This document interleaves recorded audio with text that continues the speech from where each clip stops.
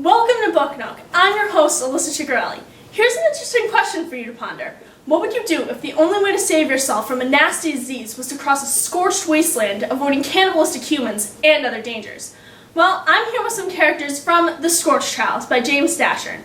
Our first guest will be the main character, Thomas. So, Thomas, tell me, what happened after you and your friends escaped the maze in the first book? Falling asleep. I was talking with my telepathy partner, Teresa.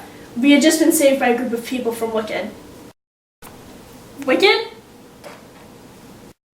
It was on some sign I remember back in the maze. It's an acronym. World in Catastrophe, Kills on Experiment Department. They're the people that put us there in the maze. Anyway, I was communicating with Teresa and I fell asleep. But later she talked to me again. What did she say? She said, "Tom, something's wrong." The next thing I remember hearing was something metal against metal, something shattering and screaming as I woke up. Everybody was in a panic, and I looked out the window to see what was going on about 3 feet from my bed. That sounds horrifying. What did you see out the window? I saw a man, but he was really scary looking. He was sunburned with diseased patches of moss for his hair, and his hands were bloody, and I could also see his teeth through a slit on his cheek. He was screaming, "I'm a crank! I'm a bloody crank! Kill me! Kill me! Kill me!" Then after I got through the shock of that, one of my friends, Minho, grabbed me aside and he explained everything to me. Apparently these things, the cranks, were everywhere. Gee, I'm really sorry you had to go through that. Thank you, Thomas. Our next guest is also a friend of Thomas's. Ladies and gentlemen, Newt. Now, Newt, after the night with the cranks fiasco, you said that there was a man there that gave you and your friends strange instructions? Yes, but he was a strange-looking man. Looked like a rat. A rat? Yes, anyway, he told us that he was a representative of Wicked, and that Wicked's purpose was to help save the world from catastrophe. He told us that sunflares had ravaged much of the earth, but a rare disease was affecting many humans. To help combat this, the remaining governments of the world combined their forces to create Wicked, and that we were an important fight against the disease because we had been infected with it. Oh my, please, continue. He said that at the end of the second trial, the maze being the first part of the trials, we would get the cure for the disease as our reward. How did you know how to get to the second trial? He said that phase 2, the Scorch Trials, began at 6 o'clock the next morning. We were to meet at the common room and step through a flash trance. Nobody really knew what it was. It appeared to us as a shimmering wall of bright, and it apparently is a very expensive means of travel.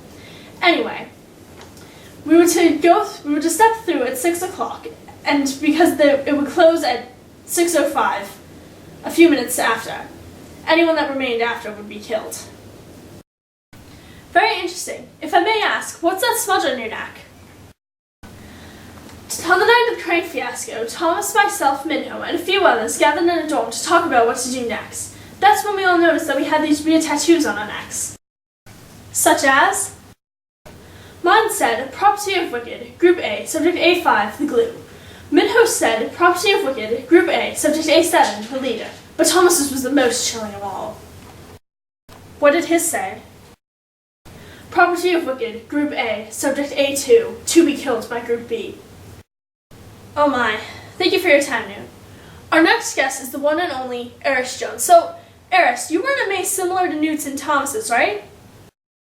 Yes.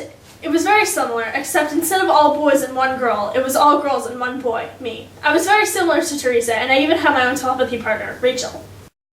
How did you wind up with Thomas and the rest of the Gladers? Well, when we were rescued from our maze, my group was taken to a gym. Then I was taken to a separate room where I slept for most of the night. I got up to go to the bathroom, and when I came out, there was Thomas, Newt, and Minho, and a bunch of other boys. Very interesting. Tell me more about this telepathy thing. What is it? Well, neither me nor Thomas and Teresa know how we're able to do it. Can you talk telepathically with other people? Yes, I was able to talk with Thomas and also Teresa when I was in a coma back in my maze.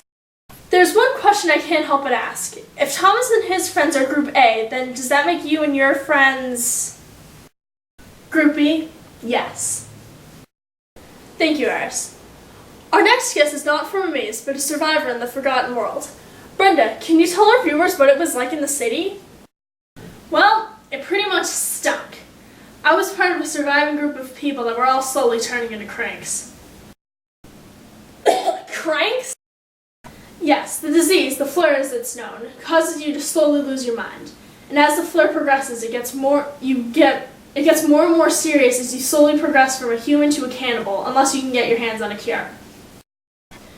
Did you ever run into any cranks? Yes, a nasty group with Thomas in the underneath. What's the underneath? Oh, it's a bunch of tunnels that run under the city. Thomas and I escaped a bomb blowing up by running into them.